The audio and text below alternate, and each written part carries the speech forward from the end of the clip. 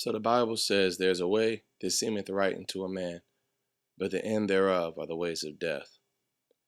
Welcome to From Blaze to Glory Part 2. So I'm going to talk to you guys about my past a little bit. I mentioned some things in Part 1, and I talked about, moving from base to base and traveling and things. And I mentioned going to various high schools. So I want to point out how each school played a part in the development of what I was doing in music. I started at Tri-Cities while I was there, studied drama under Miss Viola Turner, and in that class I was able to meet Candy Burris from the group Escape.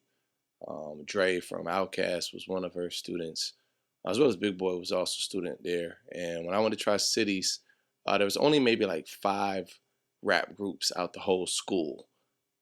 Me and a partner of mine by the name of Dash, some know him as Dash Shield. He's pretty known in the jazz scene because he plays trumpet in the MCs. But me and Dash had started a rap group. I think he was in the 9th grade. I was about in the 10th grade. Candy was a senior that year, so Escape was actually just about to release their project. And, Dre and Big Boy weren't really out either at that point. So Crisscross and TLC were like the only groups that I knew of at that time representing Atlanta. So, I get kicked out of Tri-Cities. I end up for a minute going to, I think I went to McNair for like one day. I got in trouble there. I went to the Board of Education. From there, they ended up sending me to Cross Keys. And Cross Keys was an international school on the north side. So while there, I was able to meet Omar Thiam, who is the brother of Akon. And from knowing Omar, I met Abu, eventually met Muhammad. And they were, some cats that I ran with. We was cut school, listening to different artists, and eventually ended up recording with Abu on a song and ended up doing projects with his brother Mike. He used to produce tracks for me for Mokai International. So I kind of met different people at different schools, and from there I ended up going to Open Campus. And while at Open Campus, met a couple of cats there, Swiss Beats and other people.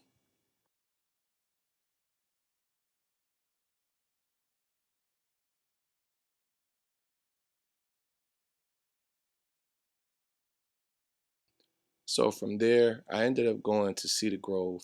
And when I got to the school at first, none of the kids were like rap. Everybody was kind of just into school or sports. But I always would go to, the main spot where the buses would come and would start ciphers at other schools. So this school was no different. I would start rhyming and beatboxing. Other kids would come. We gather a crowd.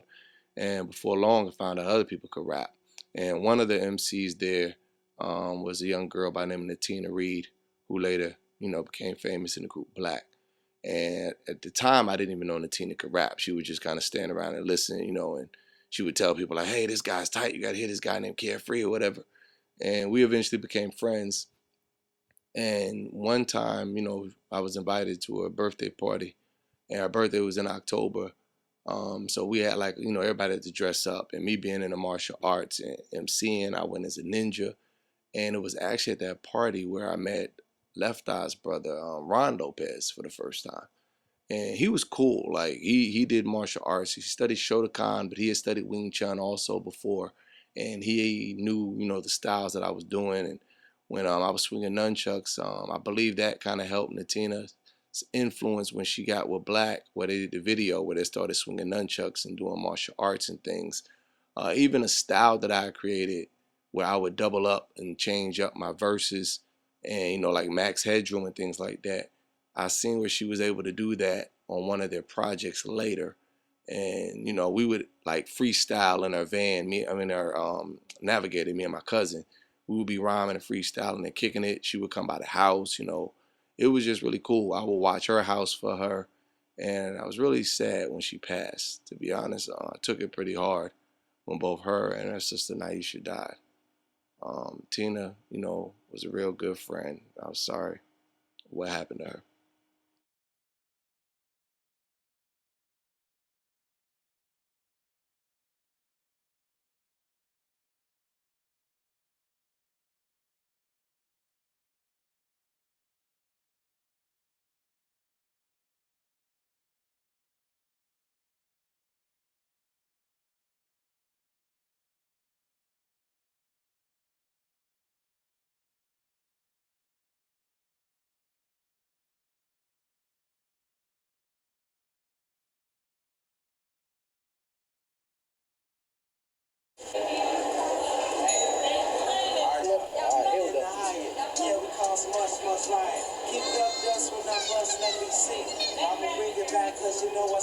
my feet, on my feet. Car one now, that's where I'm at. Cause you know we smoking on the fat sack. But I bust shots with white socks, sell rock, see cops drop like 6-4. Still keeps the flow, don't stop. Cause you know we come to rain them shots. I bust shots like white socks, sell rock, and see them fall. Don't trip, cause you know we coming from wall to wall. It's me, Ludacris, straight from the CHICATO. Still keeps the flow. Where the snow is at, and it get right here, and niggas dying. But I ain't tripping, cause you know your mother steady crying. Saying he's just a young crook, cause I couldn't in the books. Cause you know you take a look, and you got the fit for the 9-6. It's the 9-5, so we kinda live live. Yeah, we gotta live stride. Come up, cause you know the rap is just a dream. And niggas trying to take me for the cream. Oh. Come on, Chris, nigga.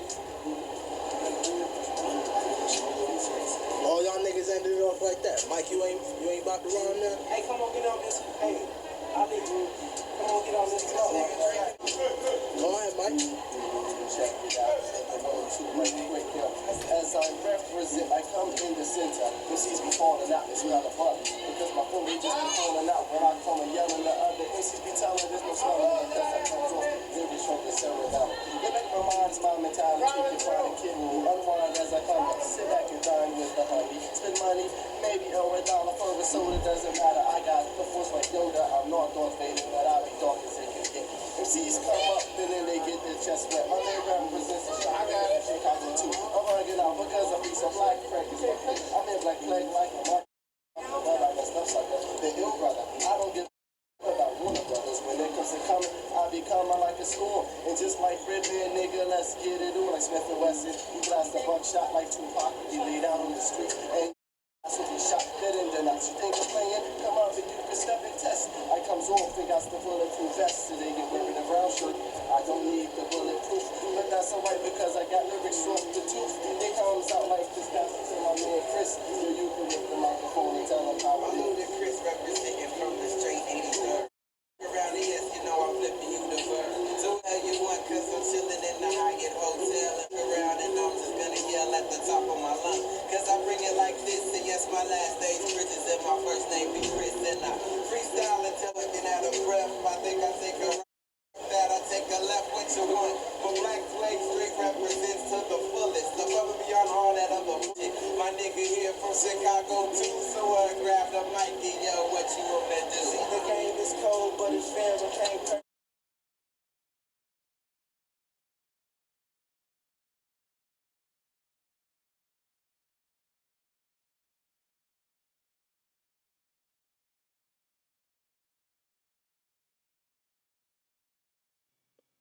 So my father was a major in the Army. He's a military man. And education was really important to him, to the point to where, you know, as I was going from school to school, I would come home with no books and no homework. And he would, you know, tell mom, you know, Hannah, the boy don't never carry no books. How you go to school? He ain't never got no books. I'd be like, Ma, Dad, I don't need no books. I got everything I need up in here. You know, point to my head. He'd be like, boy, you know, you better bring me a report card, because I would never bring report cards home or nothing. I was just like, you know, I don't want to go to school. You know, I want to be a rapper, man. I want to just do my thing. And he had gave me an ultimatum at one point. Got upset. He was fed up, and he was like, look, if you don't bring me a high school diploma, your studio days are done. You're not gonna go to the studio no more. And it was at that point that I was like, ah, man, I gotta graduate. Yo, Pop is really tripping.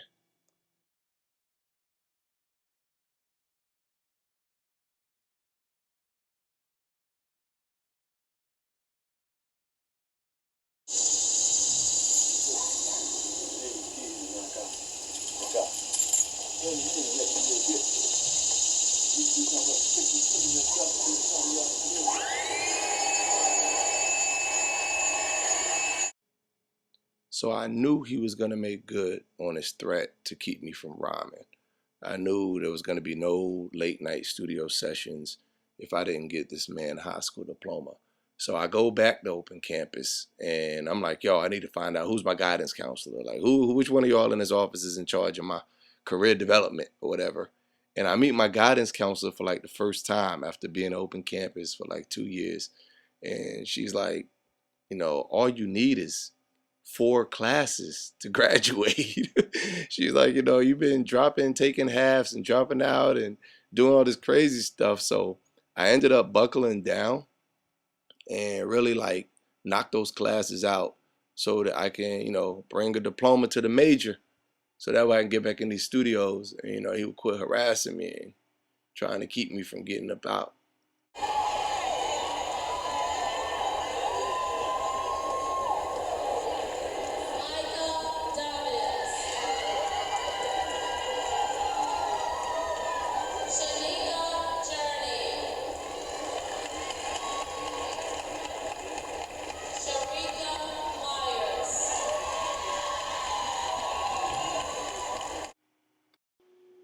So when I tell you the high school diploma was the highlight for him when he saw me cross that stage. As you look at these next couple of clips, I mean, they called my name, the family is shouting, and by the time I came out, everybody and their mama was coming up to me. But the one thing that was still on my mind, even then, was that I finished, I was going to cut a record. No matter what. It's like, yeah, glad I finished, but now I got to go cut a record. And that was pretty much my focus.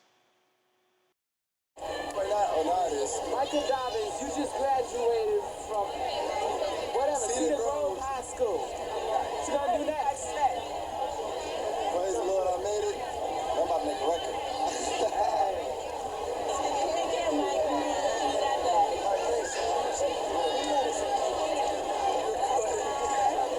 Oh, yeah.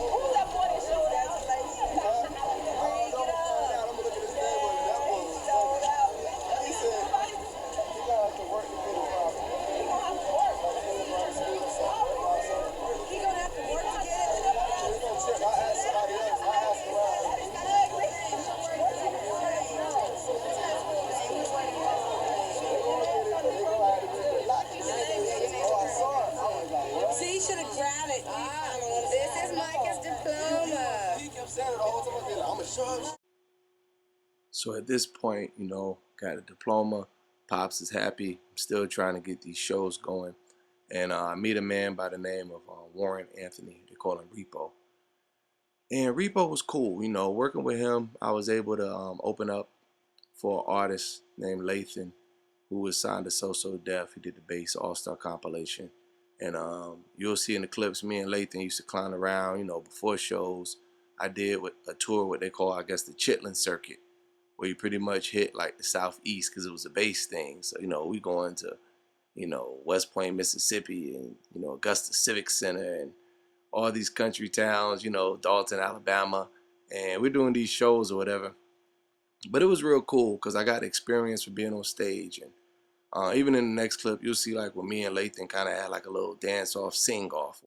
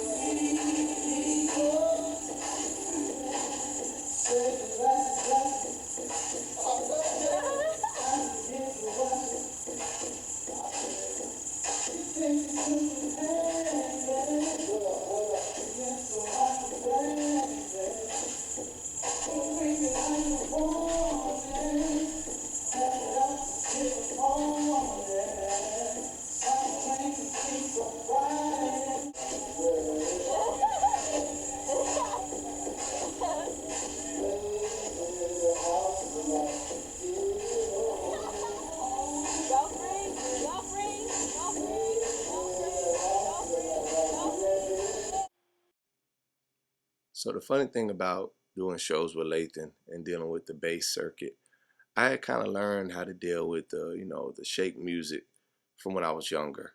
I mentioned earlier how I was in Atlanta at 14 years old. I'd be out there doing my thing. So I went to Freaknik when I was 14 and saw Luke Skywalker perform solo, and it was at the Lakewood Amphitheater. And upon watching him perform, I noticed that his lyrics really didn't matter. All that mattered was that he had girls on stage with him.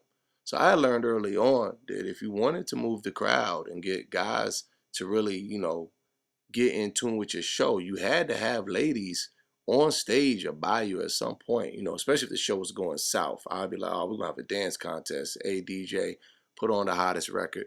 And it worked like a charm every time. Crowds would go crazy. They loved it. Now, the bringing people on stage while performing worked really well for me in one particular show that comes to mind. I remember there was a guy back in the 90s, early on, named Master P that came out. And he brought out a group called Sons of Funk. He had a lot of other groups signed to No Limit Records. And they were the hottest thing in the South at that time, before Cash Money started coming to compete. And I remember doing a show with these guys. And, a Little Flav who sang straight from the deck, like Ghetto Mafia. You had a lot of people coming out at that point. Mr. Cool, who did Born Threat. And none of their shows was getting love. People really didn't see No Limit. So they were like booing and hating on the opening acts. And I remember the guys would like be upset. They'd just be going off. And when I did my set, I made sure, that I brought the ladies on stage, just like Luke used to do, so that the people would cheer. Hold on, babe. What's up? I think so upstairs. Oh. She did a little smile and everything like TV. Hello, ladies. Micah. Children. I need you, Damon. All y'all in the camera. Damon, stop. See, Mom? What's up? I need you to get Damon in. What's up, yo? I got everybody. This before the show. JT's going. This is my brother. That's the phone. My brother. Backstage. Okay, I'm going to get it. Watch out.